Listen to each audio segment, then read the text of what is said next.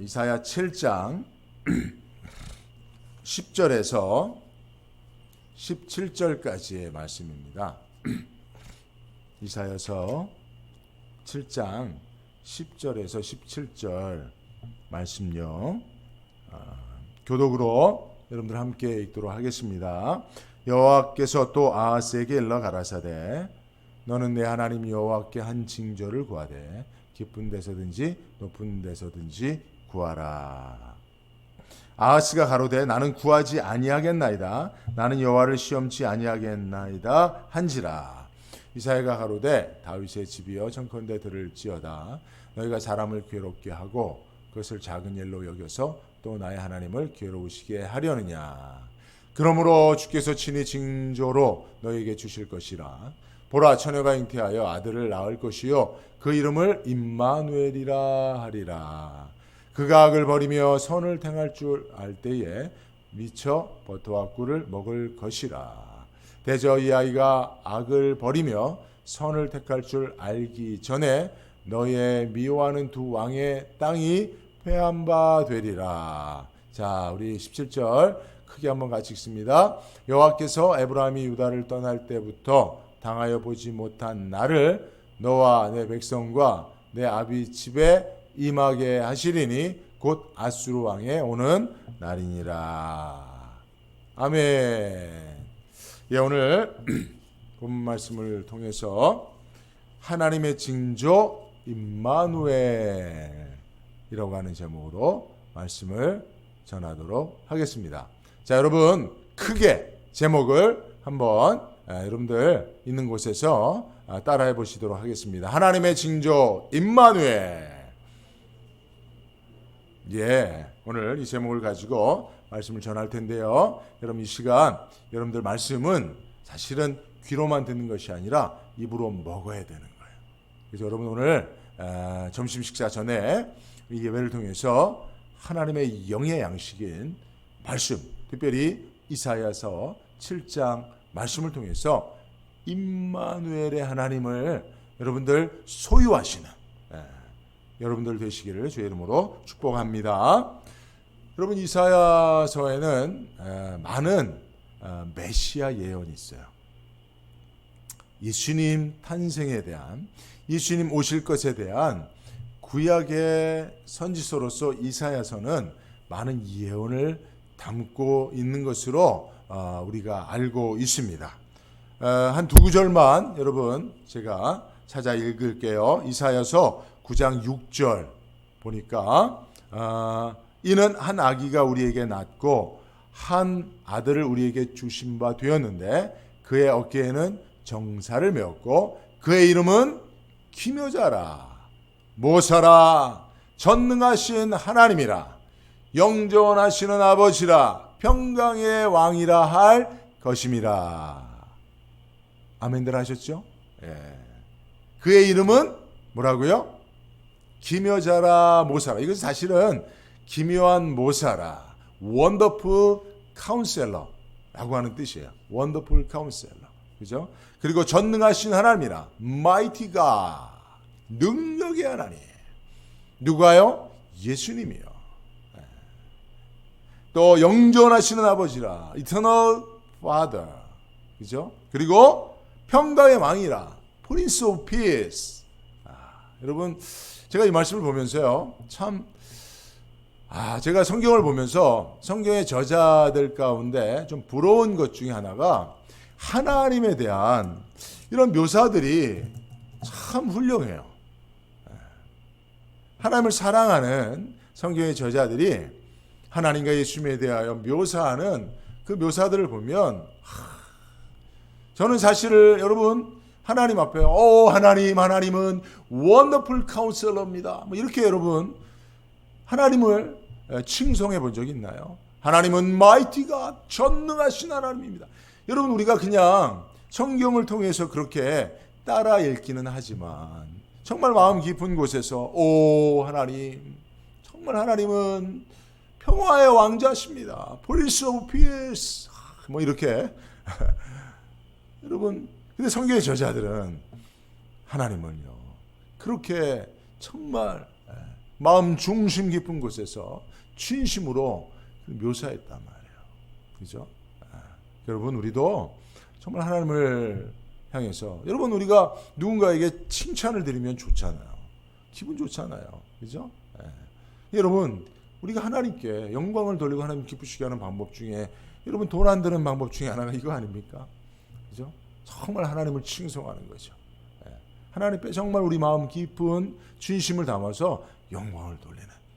그래서 여러분, 이런 이사야서 말씀을 통해서 그런 것들을 우리가 좀 훈련하고 연습할 필요가 있고요. 입에 좀 잘 담아낼 수 있으면 좋은데, 이사야서 9장 6절은 이렇게 하나님을 칭송하는데, 바로 이 하나님은 성자 예수님을 얘기하는 겁니다.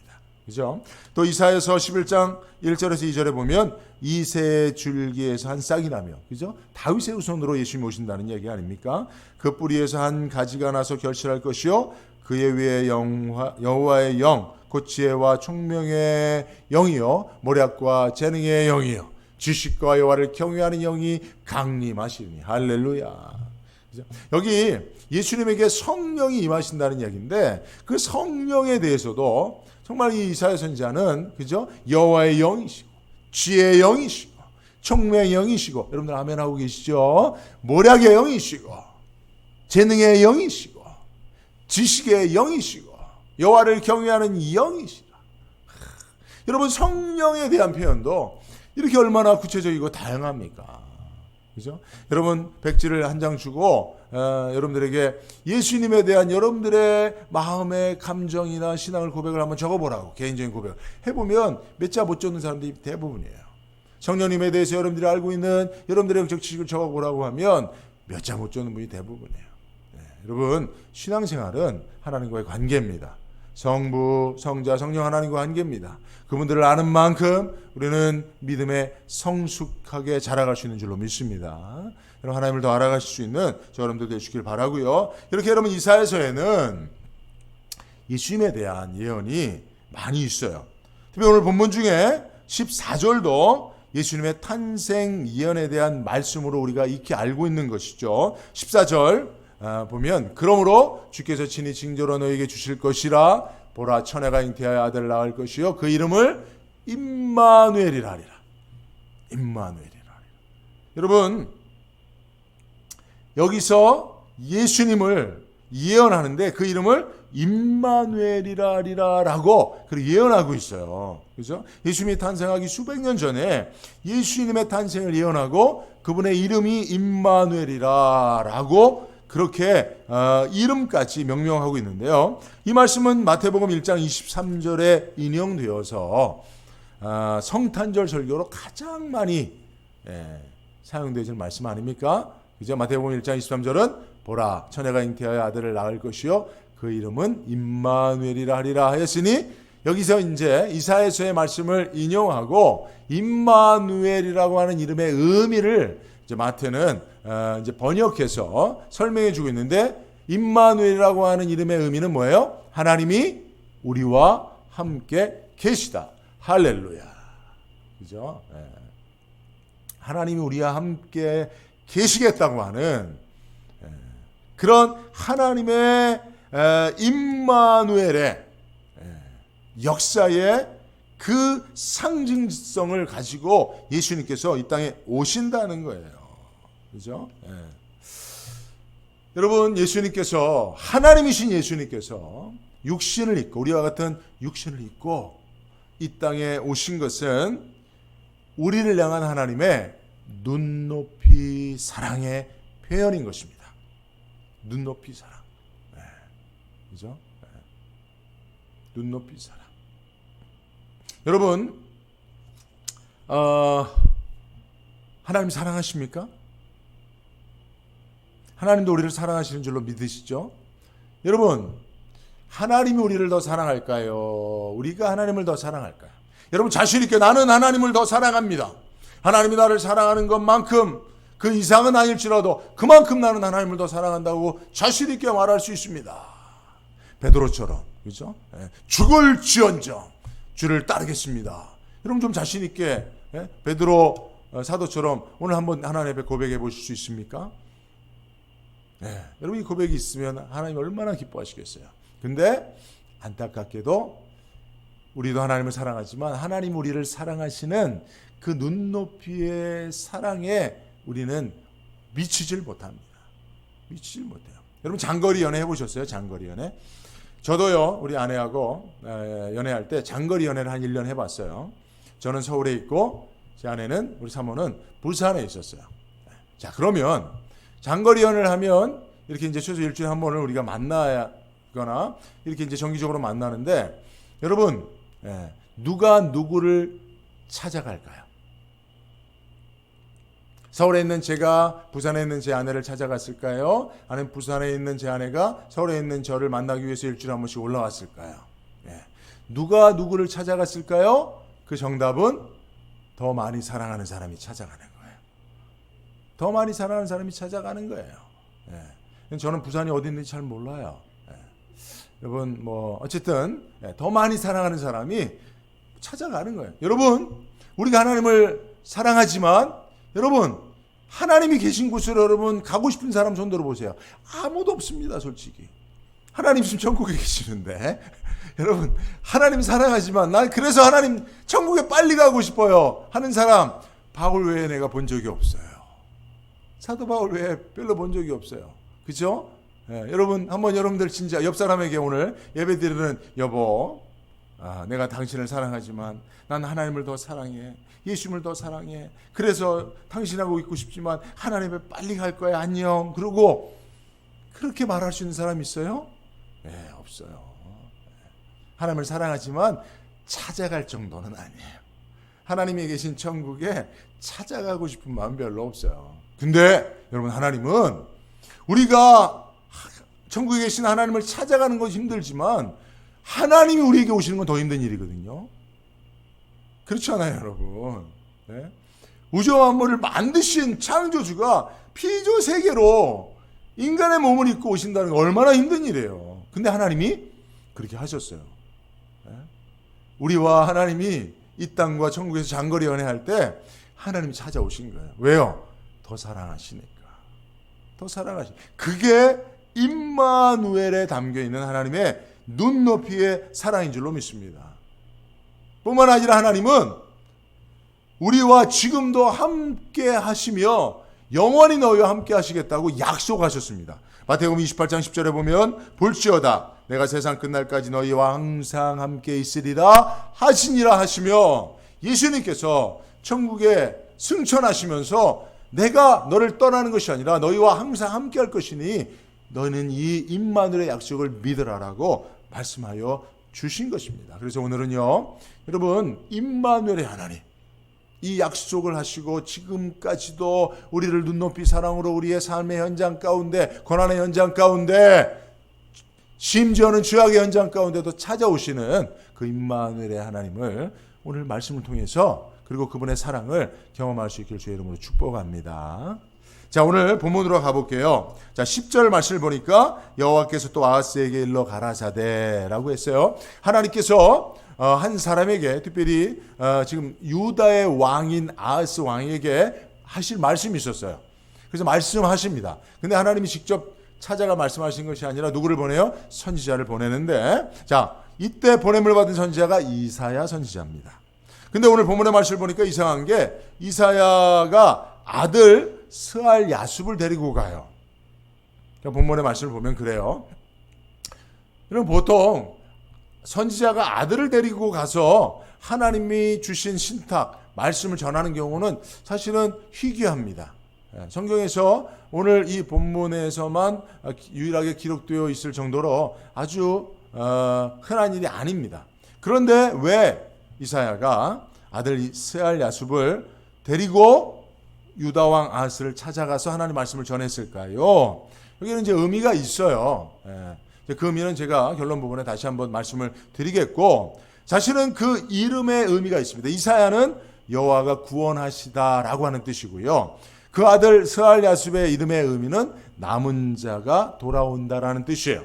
그래서 이사야는 하나님의 구원에 대한 상징적 이미지를 가지고 있고요. 그 아들 스알 야숲은 남은 자가 돌아온다는 것은 하나님의 심판 이후의 회복에 대한 이야기잖아요. 그래서 하나님의 심판을 보여주는 거예요.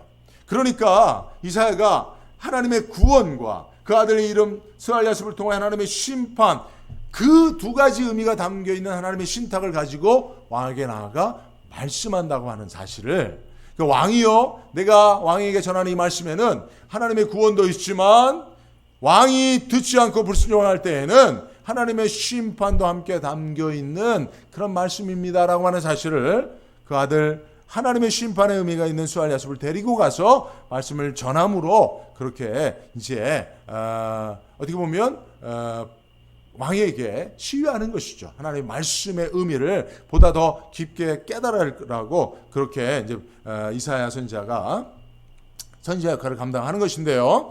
자, 당시 그러면 유다 왕 아하스가 처한 영적인 상황, 또 정치적인 상황, 외교적인 상황은 어떠했는지를 여러분 우리가 생각해 볼 필요가 있습니다.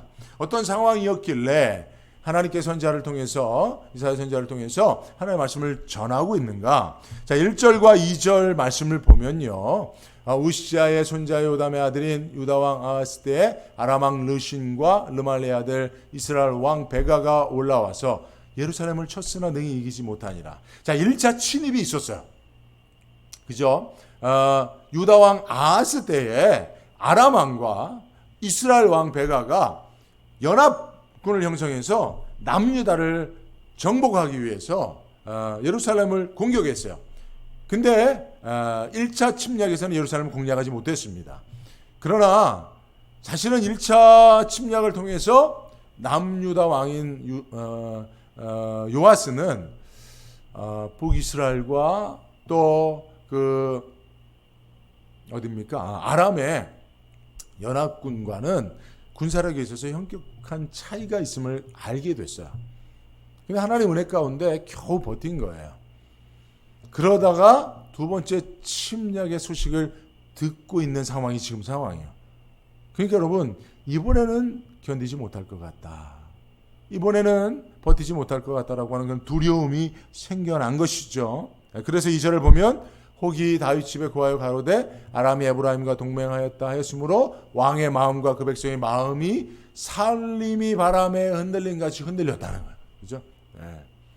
그죠? 네. 사실은 이런 상황은 남북으로 분단되어 있는 그런 북이스라엘과 남유다의 상황이고 서로 적대 관계 가운데 전쟁 상황을 경험한 그런 상황이니 오늘날 우리 대한민국의 상황과도 크게 다르지 않을 수 있습니다.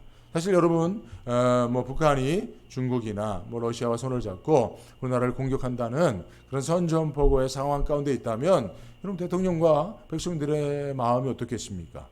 예, 바람에 나무가 흔들리듯이, 삼림이 흔들리듯이 엄청나게 흔들리겠죠.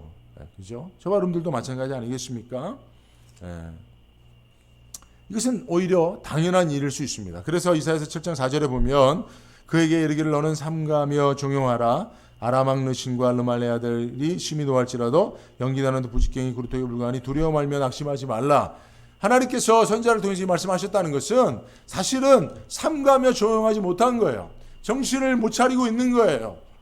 두려워서 크게 떠들며 낙심한 가운데 있을 수밖에 없다는 거죠. 그죠? 이게 지금 아하스 왕의 영적인 상태예요.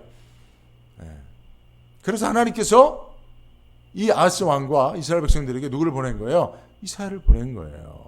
여러분, 우리들의 삶 가운데서도 이렇게 막 마음이 흔들리고 두려워하며 낙심하게 되어질 만한 그런 위기 상황들이 있잖아요. 그죠? 그럴 때 필요한 게 뭡니까? 뭐예요? 선지자인 거예요.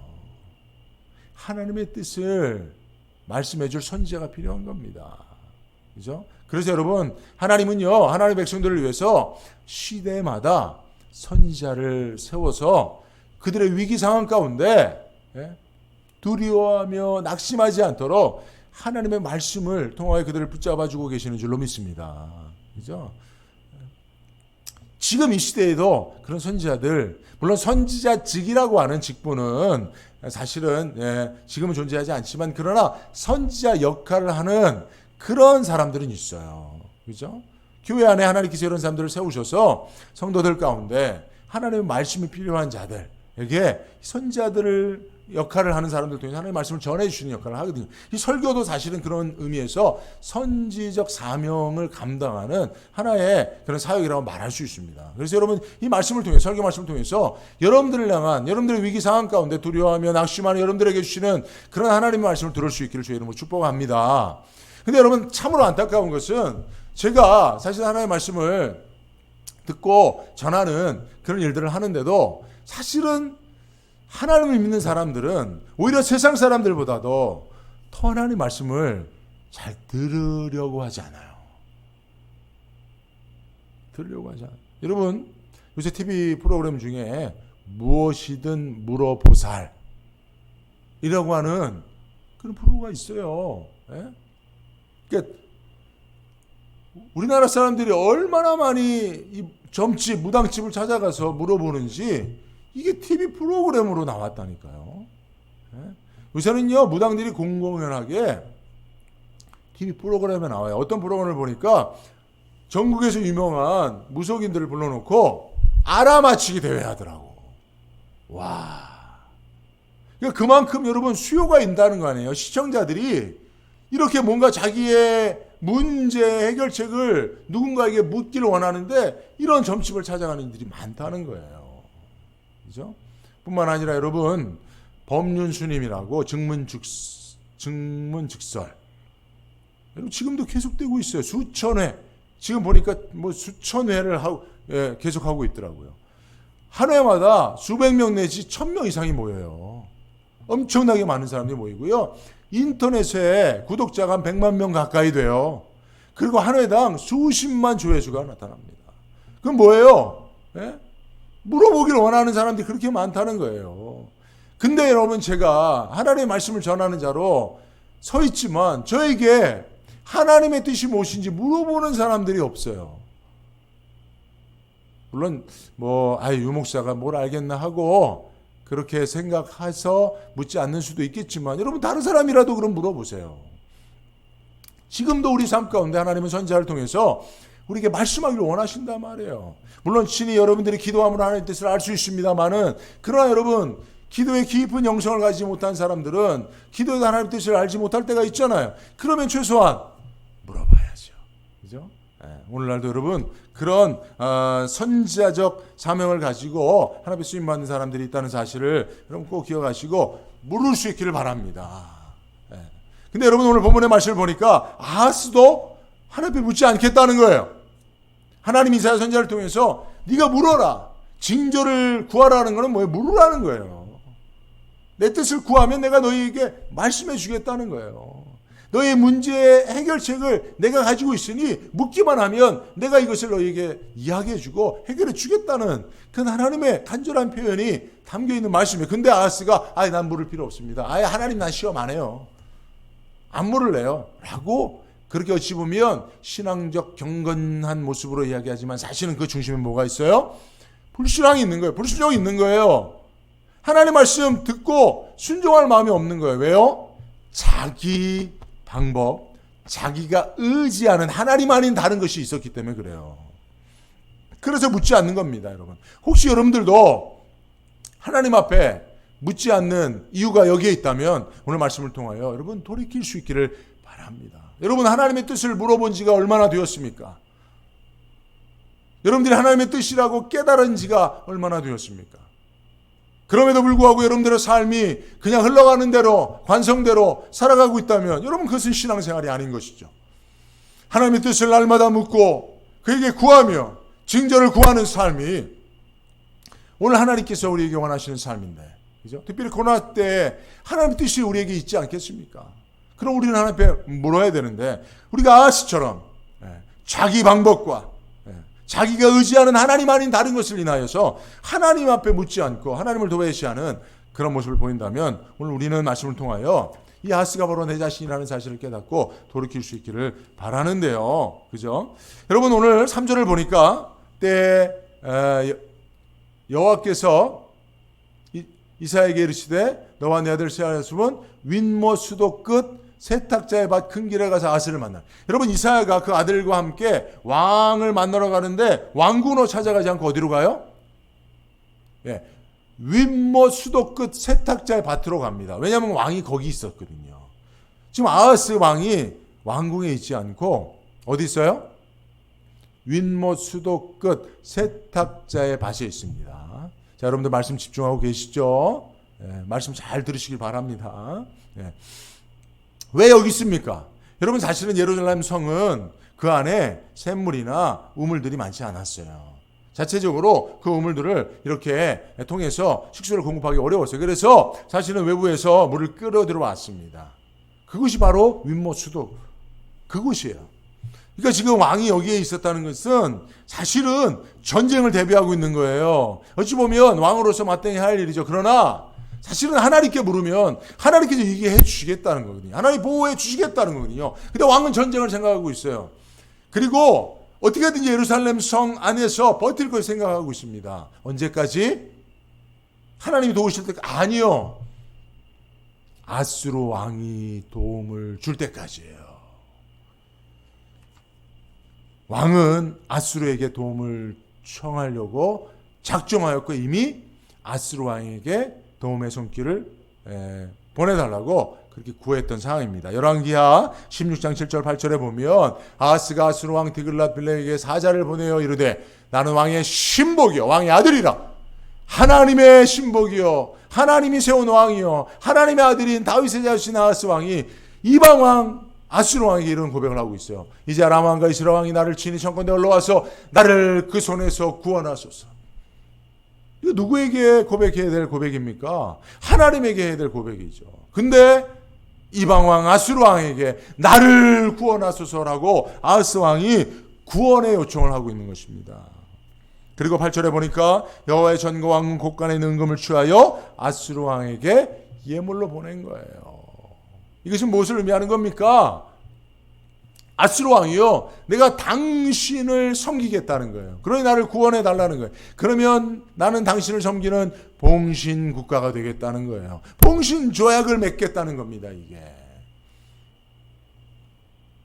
이런 아하스를 하나님이 사랑하시고 끝까지 붙잡아주고 구원하시기 위해서 선지자를 보낸 거예요. 그래서 호소하시는 거예요. 나에게 징조를 구하기만 해라. 높은 데서든지 낮은 데까지 어디서든지 구하기만 해라. 내가 다 들어주겠다라고 말씀하심에도 불구하고 이미 아하스 왕은 변심한 연인처럼 돌아서 버린 거예요.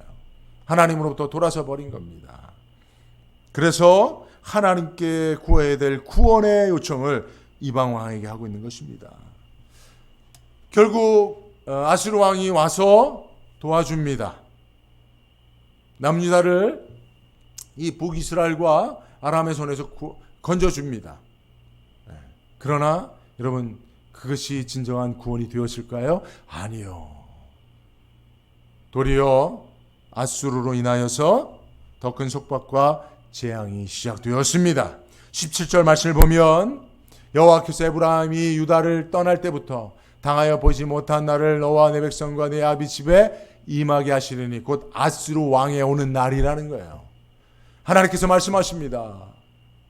너희가 이전부터 지금까지 즉 전무후무한 그런 고난을 겪을 것이다 라고 말씀하시며 그때가 언제입니까? 아수르 왕에 오는 날, 임마누 아수르 왕의 날입니다. 임마누엘 하시는 하나님이 그들을 구원하시기 위하여 선지자를 통하여 하나님의 구원의 계획을 말씀하시지만 그 하나님께 묻지 않고 하나님을 외면하고 임마누엘을 부정하고 임마누 아수르를 선택한 유다에게, 유다 왕 아하스에게 찾아온 결론은 더 큰 속박과 고난이었다는 사실을 여러분, 이 말씀을 우리에게 가르쳐주고 있습니다. 여러분, 우리도 동일합니다. 우리 삶의 고난은 사실은 여러분 코로나가 아니에요. 우리 삶에 경제적 문제가 생긴 것이 아니에요. 하나님 믿는 하나님의 백성들, 임마누엘로 함께 하시는 하나님이 지켜주시고 보호하시고 동행하시는, 그래서 형통할 수밖에 없는 하나님의 백성들의 삶의 고난은 임마누엘을 버리고 임마누 아수르를 선택했을 때 진정한 그 고난이 시작되는 겁니다. 그 원리는 이래요, 여러분. 임마누엘의 하나님은 약속을 통해서 함께 하십니다. 지금 남유다를 하나님께 지켜주겠다고 하는 것은 다윗과 맺은 다윗 언약에 대한 하나님의 언약 실천이에요. 그래서 다윗에게 네 자손에게 끝까지 왕권을 주고 내가 함께 하겠다, 보호해주겠다라고 약속하셨기 때문에 왕들이 개차반이어도 하나님이 그 약속을 지켜주시는 거예요. 다윗과의 약속을 지켜주시는 거예요. 그러니 여러분, 아하스 왕이 악한 왕이지만 하나님께서 그 아하스 왕과 함께 임마누엘의 약속을 지키고 계시는 거예요. 근데 아하스 왕이 하나님을 믿지 않고 하나님을 의지하지 않고 임마누 아수르를 선택했을 때 여러분, 사실은 남유다에는 아수르 왕에게는 임마누엘과 임마누 아수르가 함께 공존하는 겁니다. 그러면 여러분, 하나님이 벨리알과 공존할 수 있습니까? 하나님과 사탄이 공존할 수 있습니까? 아니요. 그러면 하나님이 임마누 아수르에게 쫓겨 도망갈 수 있습니까? 아니요. 하나님이 하나님 되심을 드러내시기 위해서 임마누 아수르를 내어쫓는 것입니다. 그런데 어떻게 내어쫓습니까? 유다가 하나님의 백성 아하스가 불러들였기 때문에 아하스가 내쫓기를 원하는 거예요. 그래서 임마누 아수르를 통해서 남유다가 고통을 당하게 하시는 거예요. 자기들이 불러들인 임마누 아수르를 통해서 그들이 고난을 당하고 자기가 의지했던 그것으로 인하여 더 큰 고통을 당함으로 이제는 아수르 왕은 싫다, 나가라 떠나가라 할 때 그가 떠나가게 하는 것입니다. 그래서 여러분, 우리 삶의 고통은요, 여러분들이 임마누엘을 버리고 여러분들이 하나님 안에 다른 것을 의지하는 그것으로 말미암아 여러분들의 삶의 고난은 시작된 거예요. 그것이 사람일 수 있고 물질일 수 있고 여러분들이 하나님보다 더 의지했던 그 무엇, 임마누엘이 아닌 임마누 그 무엇,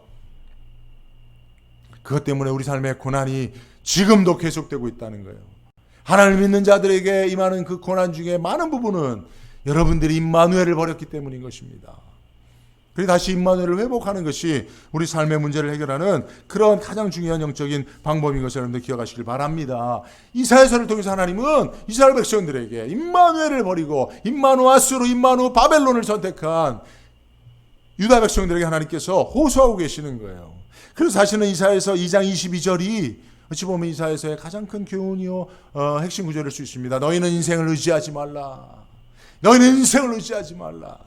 그의 호흡은 코에 있나니 새말 가치가 어디 있느냐. Stop trusting in man.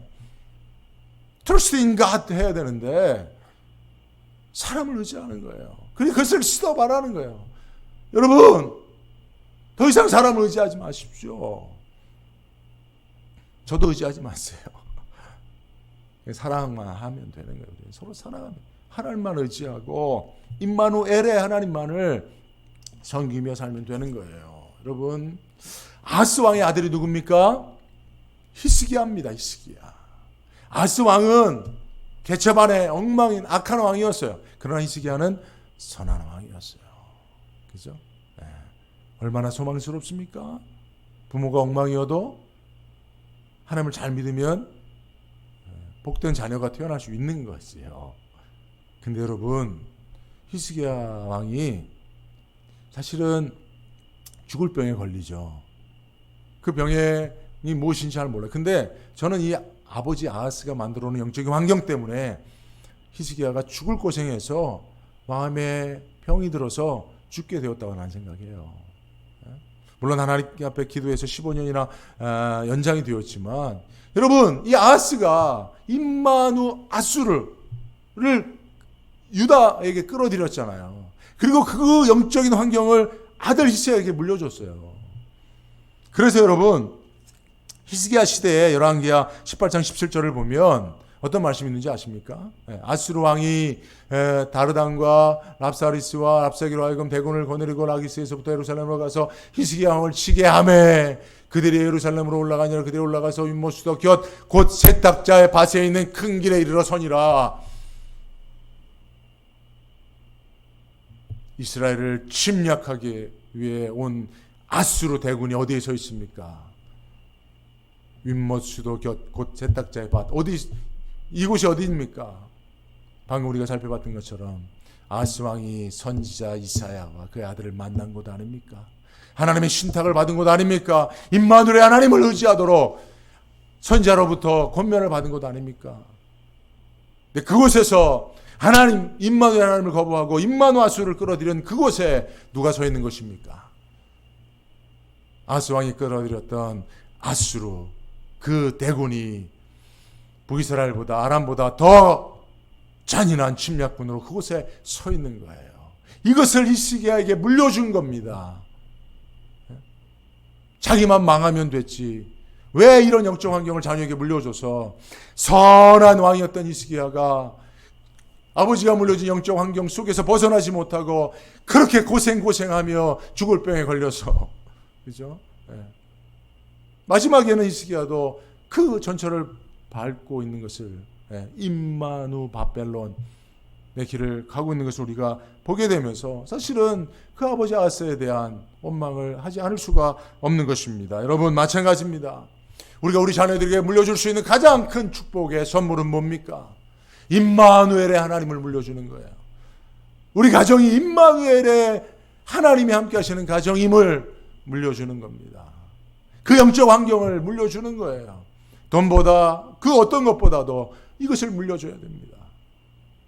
여러분, 우리 남가주 안디옥교에 속한 모든 성도님들은 여러분들의 자녀들에게 임마누엘의 하나님이 함께 하시는 그 영적 환경을, 그 토양을 자녀들의 유산으로 물려주어서 그 안에서 자녀들이 임마누엘의 하나님과 함께 동행하며 형통한 삶을 살아갈 수 있는 그런 저와 여러분들 될 수 있기를 바랍니다.